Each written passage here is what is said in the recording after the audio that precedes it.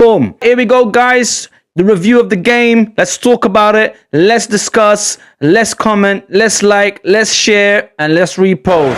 Boom. Right. First things we want to talk about is obviously the formation. Arsenal, Mikel Arteta going with a 4-3-3, which he's been playing in the last few games now, which he does prefer at the moment. And Manchester City going with a 4-1-4-1 formation. Now, before the game started, I spoke a little bit about the formation. I did say the Manchester City formation of 4-1-4-1 is quite a dangerous formation because obviously you've got two banks of four players with one sweeper in between and then just a great striker. You can only play a formation like that when you have a great striker like Erling Haaland, of course, that got another goal today. Now, Mikel Arteta went with his preferable 4-3-3. Now, the only thing is today he started off with Trossard on the left, Noni Madueke on the right, and Gyökeres in the middle, in between them up front. In midfield, he had Rice, Zubimendi, and Merino. Not saying that that was a bad attacking and midfield and forward lineup. However, we did have our main players on the bench. So, Saka was on the bench, Eze was on the bench, Martinelli was on the bench. So it was a bit of a strange one that he went with the players that he went. Now I can understand a little bit as to why he went with those players. Trossard in the Champions League getting a goal and assist as he came on. Mikel Merino obviously at the back of those great two international games that he had, playing for Spain, bagging 4 goals in 2 games. For a midfielder, that's not bad at all. So obviously Mikel Arteta is thinking Mikel Merino is in form.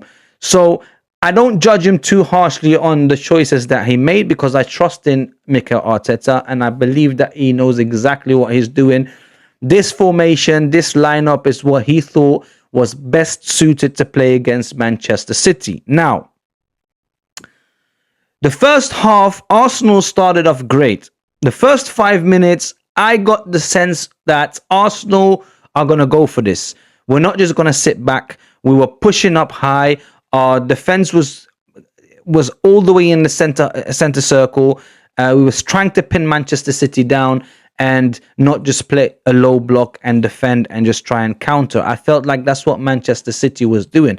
Manchester City was playing with more anxiety than Arsenal did. Yes, you can say Arsenal's playing at home, by all means. But just because we're playing at home doesn't mean that we can take it lightly or we can just push and not worry about what's going to happen behind us. So the first 5 minutes started off very well for Arsenal.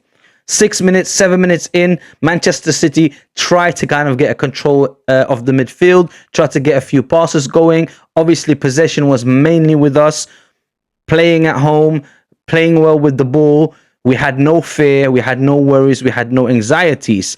When I looked at Manchester City, the way they set up, the way their formation was, it was literally, okay, listen guys, we're going to let them have the ball, we're going to let them play. As soon as we get it on the transition, we go forward and we're going to bomb forward and we're going to go and hit them on the counter attack. And that's literally how they played.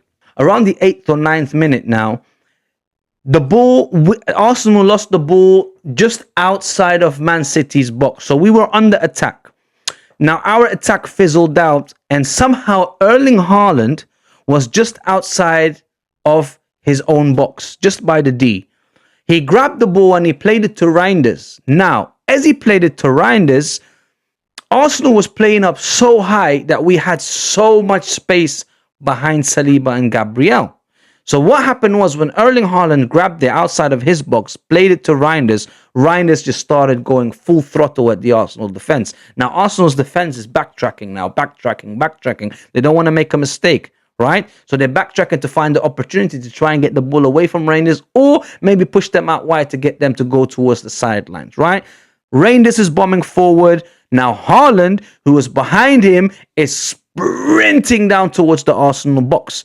So now you have Doku on the left of Reinders, Haaland on the right of Reinders. And what does Reinders do? Reinders plays a through ball in between Gabriel and Saliba, right? Very well done. Very well timed. A lot of weight on the pass where it literally got to Haaland's feet, opened up his body, and you know, it's bread and butter for a striker like Haaland just to slot it into the bottom left corner.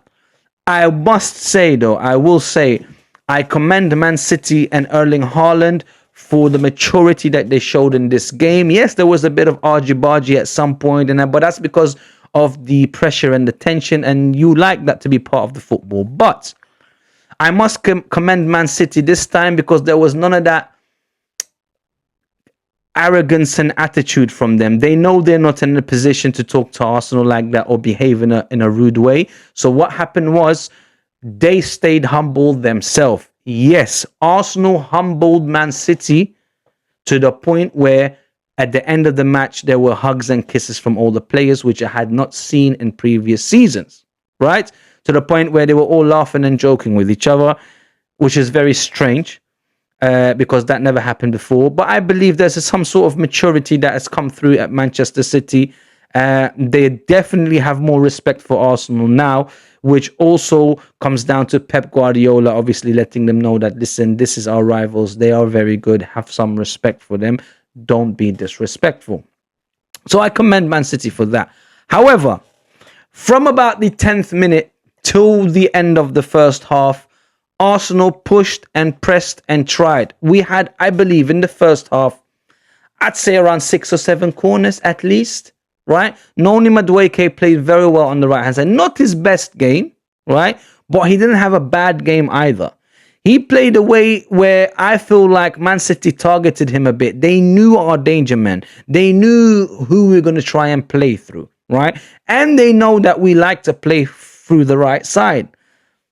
So Noni Madueke tried, he huffed and he puffed. Unfortunately, even with the corners, the first 2 corners he took weren't the best of corners. They couldn't go past the first post. So every time there was a man on the first post for Man City, just cleared it, headed it out, and it was gone.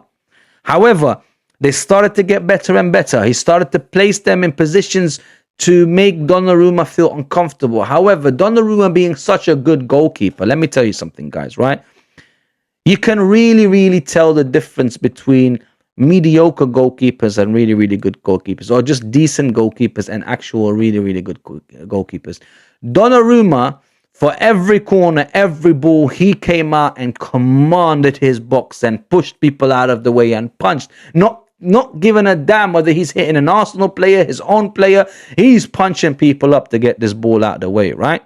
Now, this is a sign of a great, great goalkeeper. And I did say before the game started, I said Donnarumma will be more than likely, if Manchester City achieve anything this season, Donnarumma will look like the greatest signing of the season. They needed a goalkeeper. They went and got James Trafford back, who was a former player of Man City. Played him a few games and saw, nah, it's not happening. Too many mistakes, leaking in goals. It's not happening. Didn't go and get another random goalkeeper or a mediocre goalkeeper. Said, no, we are going to get the Champions League winner. And that's what champions do. Champions go and buy champions. Champions go and get the best to strengthen the squad. Same thing with Liverpool. Liverpool went and got the best striker available on the market. Obviously, the best striker would be Erling Haaland, but he's not on the market. The only striker which would be considered the best striker on the market would have been Alexander Isak. So champions look for other champions to add them to their squad, right? So I would say Donnarumma saved Manchester City today. Not once, not twice, but multiple times. Arsenal had several chances to score. Any other goalkeeper in the Man City goal and Arsenal would have won that game, believe me. Now, before the first half finished, you can go back to my stream and listen to what I said. Before the first half finished, sort of like midway through the first half, I was saying Mikel Arteta has to make a change during half time. Don't wait till 60 minutes. Don't wait till 65 or 70 minutes because you don't want to disrespect the players. No. We added strength to our depth to make sure that we can even make changes in the first half if we needed to, let alone during the break. Somehow that message of mine got through to Mikel Arteta because once the second half started, I saw Eze and Saka, and I literally mentioned both of those, including Martinelli, to come on. And if you listen to my stream and you watch it, you will see that I gave different ways of playing all three of those players. Now, the second half, I noticed that Eze and Saka came on. And when they came on, I was trying to see who he took off. Now, I already knew 100% that he was going to take off Noni Madueke, because you're not going to have Saka on the right and Madueke on the right. So I knew Madueke was going to come off. I did feel sorry for him, because if I had to choose between a Madueke and a Trossard, I would have taken Trossard off. But you can't play Saka on the left. So Madueke came off, Saka came on, Marino came off, Eze Eberechi Eze came on. Second half started. When the second half started, from the first minute or second minute that the second half started, let me tell you guys, Arsenal was piling on pressure onto Manchester City. Chance after chance after chance, that you could literally see that those two players that came on for Arsenal made a huge change. A huge change, right? Everything was going through Saka. Everything was going through Eze. And the rest of the players felt that energy, felt that electric shock go through the team. Right, we've got some of our main players now. Let's go. Let's bomb forwards. Let's get this goal. Arsenal huffed, Arsenal puffed. However, to no avail. They kept on pressuring Manchester City, but Manchester City kept on dealing with it. Now, Manchester City, eventually you could tell, were playing for the 1-0 win. Okay, they didn't play for the draw.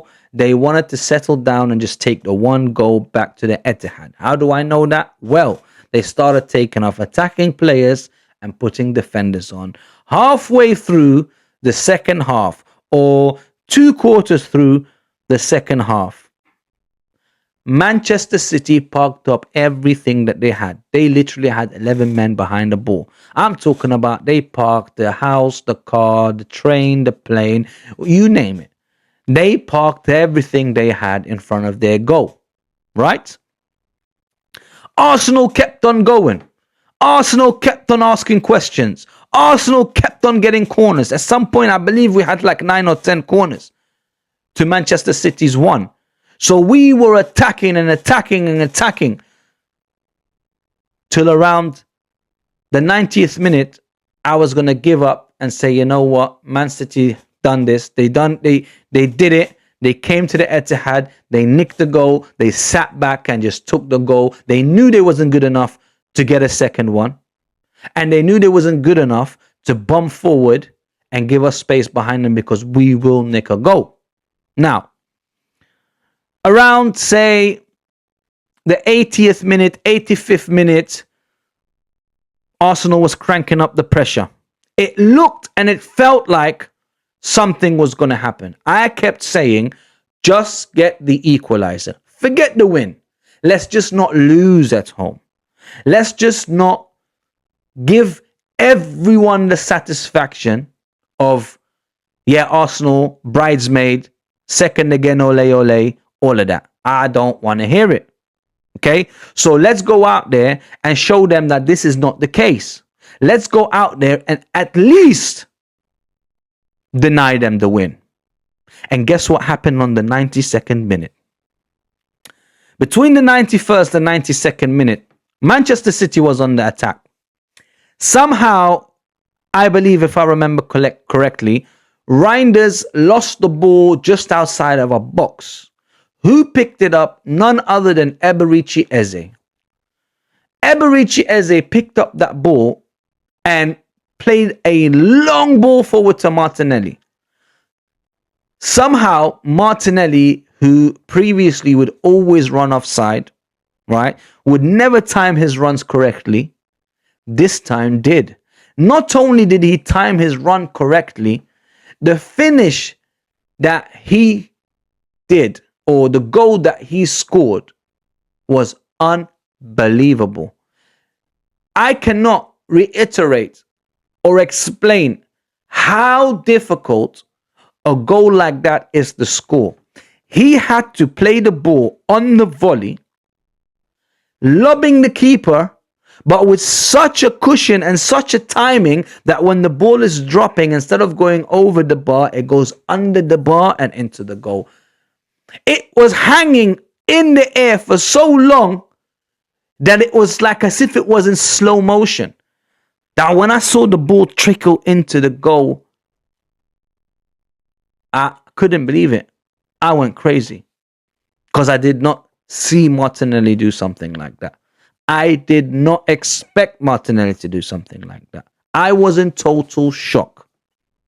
Not because Martinelli is a bad player. No, I know he's a decent player or a pretty good player. He's just not been in form. However, recently, if you go back to the last Champions League game we won, plus the other games that he's come on, it seems like he's getting a little bit of his mojo back, guys. It looks like he's getting a little bit of his confidence back. It looks like he has finally found a way to play that makes him happy. Now, that doesn't mean that he's happy coming off the bench. But I tell you something, I would keep on playing him as a substitute for now. Until we play him in a game that is not as important, but he shows that he can be the main guy and he can lead the attack and he can get more than just one goal. I want to see a hat-trick from Martinelli. I want to see a brace from Martinelli. Yes, Martinelli has had man of the match games, including the last one in the Champions League.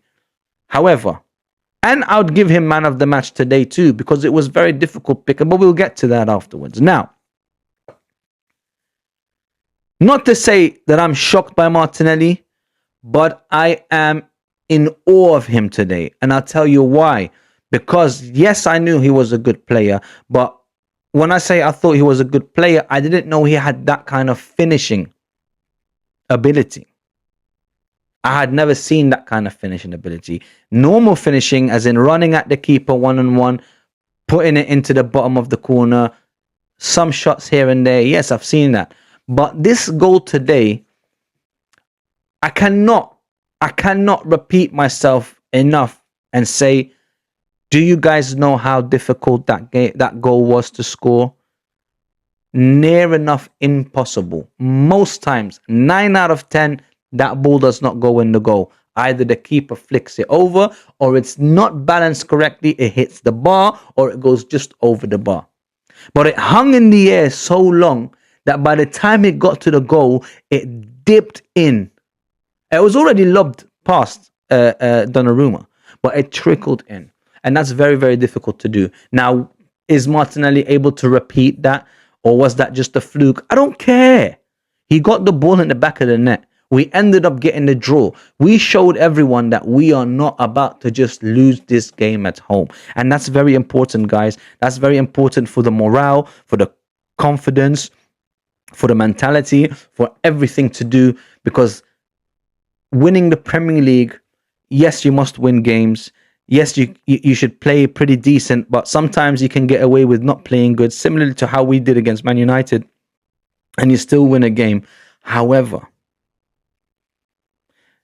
a lot of it's in the mind. I wanted to talk about it in the stream, but I got distracted with some of the things that was happening in the game, but I will talk about it now. Mentality in football is very important.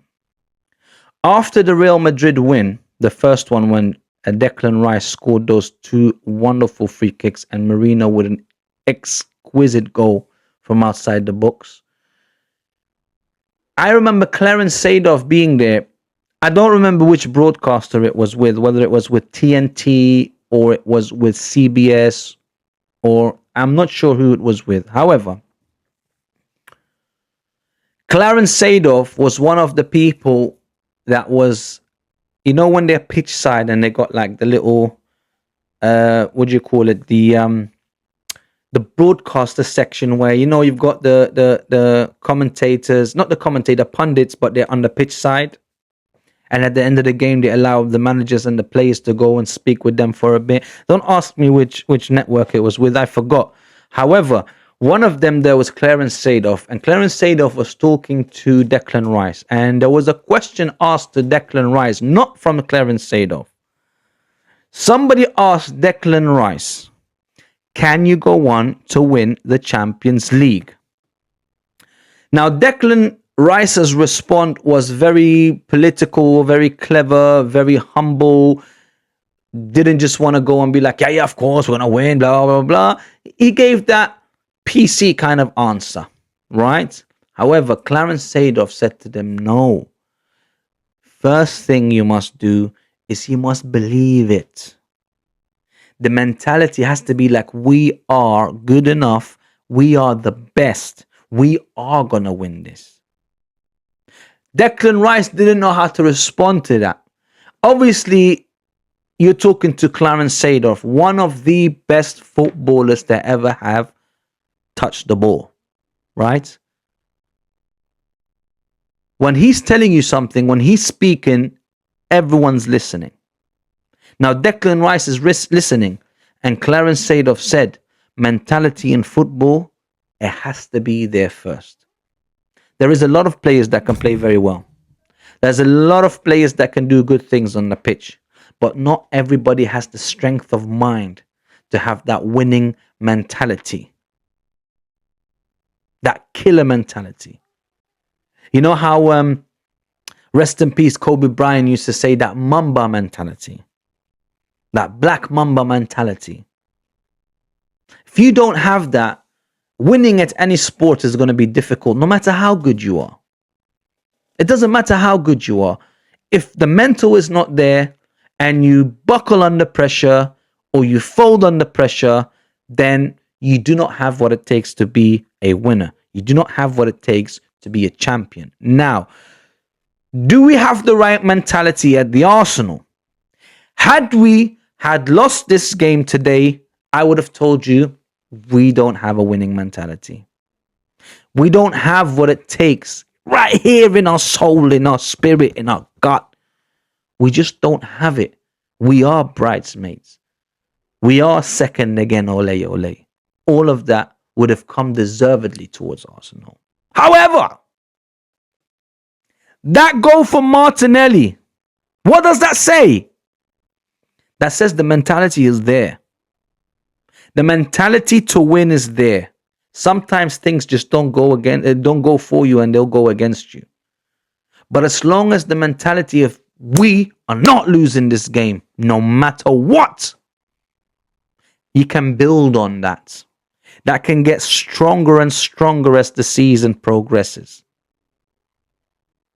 But not having that mentality is weakness, is a loser's mentality. You won't win nothing.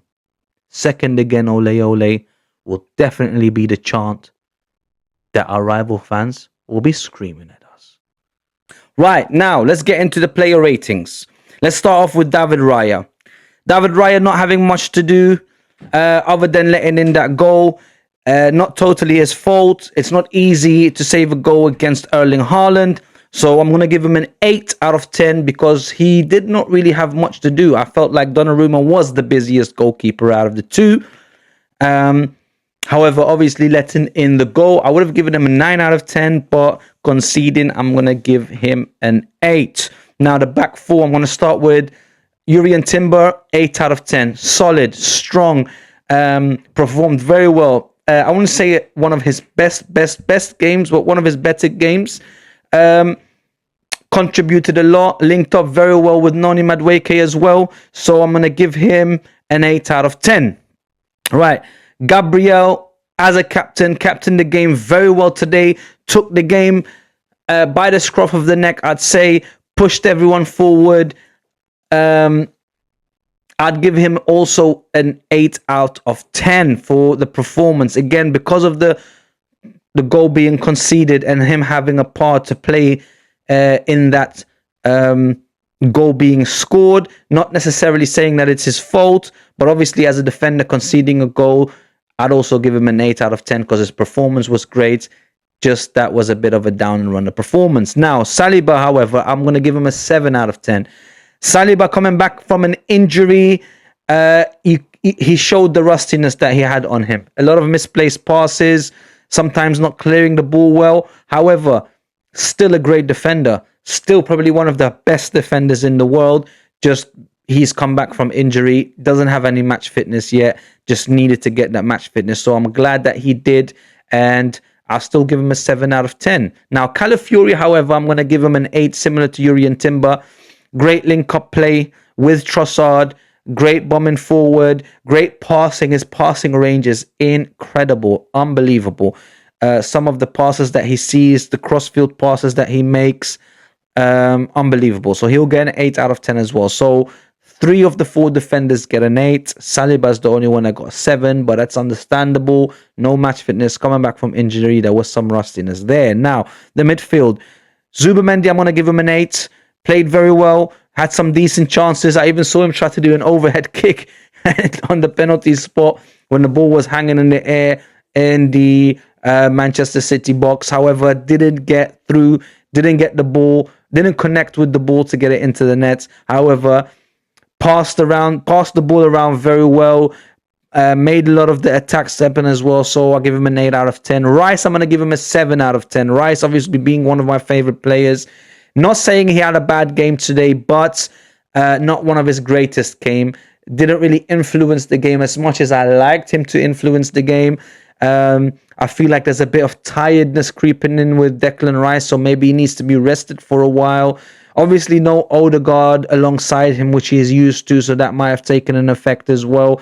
Not saying he had a bad game, but I'm going to give him a 7 out of 10. So Zubimendi 8, Declan Rice 7. Then that leaves us with Mikel Merino in the first half. Mikel Merino, I'm going to give him a 6 out of 10. Mikel Merino didn't have a great game today, I must say. Not necessarily a bad game, but wasn't really influential. Didn't really have a lot that he contributed to the game.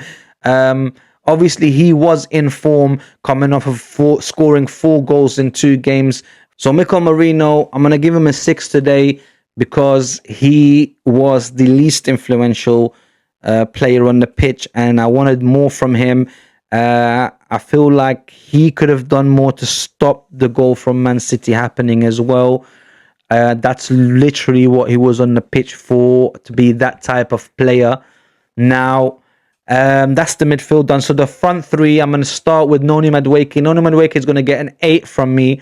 Again, he had a very good game. What people don't understand is that he's not always going to be facing a Leeds or a Nottingham Forest or Atletico Bilbao. Manchester City is not an easy team to play against, but the fact that he was able to get the crosses in, to make the runs, to let Timber go on the overlap and be a creative player for Arsenal and still try and do as much as he can to influence the game, I will give him an 8 out of 10. We're going to go to the left-hand side where Trossard was. Trossard, I'm going to give him a 7 out of 10. I'll be honest with you, I wasn't very happy with Trossard because there came a time as well where he got a ball kicked by, I believe it's, I keep forgetting his name now, Bernardo Silva. He got a ball kicked at his private pass by Bernardo Silva, obviously not intentionally. Bernardo tries to clear the ball, hits him, the ball goes out, but the ref blows the whistle. I don't remember why he blew the whistle, whether it was because he was trying to give a throw to Man City or to Arsenal. But what happened was Bernardo Silva, as Trossard lay on the floor, kind of like holding himself in pain, Bernardo Silva picked up the ball, and yeah, maybe he shouldn't have done that, but kind of threw the ball towards Trossard in the sense that, yeah, there you go, that's your ball there. And it kind of like hit Trossard in the face. Trossard is the type, he's a very sensitive football player. He's the type that when someone does that to him, he gets up and gets angry and gets emotional about it. And that's a bit of a weakness to have, because sometimes teams do that to get under your skin, and you shouldn't bite. They're just simply fishing, and you making it seem like they've caught you, right? So he reacted to it, grabbed the ball, threw it back at Bernardo Silva. Now, he's very lucky. He could have possibly cost us the game. So I wasn't really happy about that. Plus, he didn't really have any influence. He didn't make mistakes per se, but I felt like he wasn't as influential as you want a left winger to be. Now, he did deserve to start, obviously, having scored and assisted in the Champions League. He definitely deserved to get a start up for that. But then you must take your chances. When the manager gives you the confidence to start, you must take your chance. You don't take your chance, then you're just gonna get pulled off again. And I feel like he didn't take his chance today. So I'm gonna give Leandro Trossard a 6 out of, did I say 6 or 7? I believe I said 6. Well, anyway, either way, I'm gonna give him a 6 out of 10. Because I wasn't very happy with him today, especially that overreaction, because we can't afford anything like last season. Because in the last season's game, he got sent off against Man City, and I believe that cost us the game against them. We could have won that. We didn't. We ended up drawing, I believe. Anyway, now that's Trossard. Now we're going to go to Gyökeres. Gyökeres, I'm going to give him a 6 out of 10 as well. Not very impressed. Again, it seems like every time he comes up against pretty like decent defenders or good defenders or very good defenders, he just goes missing, and he's so slow. I don't know what it is. It doesn't seem like he's got any pace, like he's too heavy, like he needs to lose weight. He's not very agile. So yeah, he goes missing in these big games, and that's very worrisome for us. I really don't like it. So I'm gonna give him also a 6 out of 10, similar to Trossard. Yeah, that's what I'm gonna give. I'm not really gonna rank the second half performances, because Saka's gonna get 8, Eze is gonna get 8. Nwaneri wasn't on the pitch long enough. So yeah, that's all the ratings I'm gonna do today. I will tell you my man of the match. My man of the match, I'm gonna give it to Martinelli. And the reason why, Martinelli wasn't on the pitch long, but he had more of an influence on the game, and the best influence, obviously, having scored the goal. If it wasn't for him, we would have taken a loss at home, which would have been very detrimental to Arsenal. Now, I've explained that about the mentality and about taking a loss like that. The mind games have started from Pep Guardiola. The mind games have started in the Premier League now, even from Liverpool as well. And I'm going to talk about these things in my podcast. Mikel Arteta didn't start off with a great lineup, however, made the change at halftime, which was very good, which I was asking for, which probably a lot of fans were asking for. Made the change eventually. We started playing much better. Had we started the game like we did the second half, I believe we could have won it. So that's it, guys. That's the game review of today. I hope you enjoyed it. Please go watch the watch along, see if you like it. Thumbs up, give me a like, share, subscribe, you know the rest of it. I don't have to constantly tell you. Do all of that, and I hope to see you guys. Please look out for my podcast tomorrow. It's called Gun Shop Talk, gun with a double N. It's on YouTube. Please go and watch that. It's going to be very interesting. There's a lot of topics that are going to be raised, a lot of talking points. So come and share that and watch it and all of that, and I hope to see you guys again.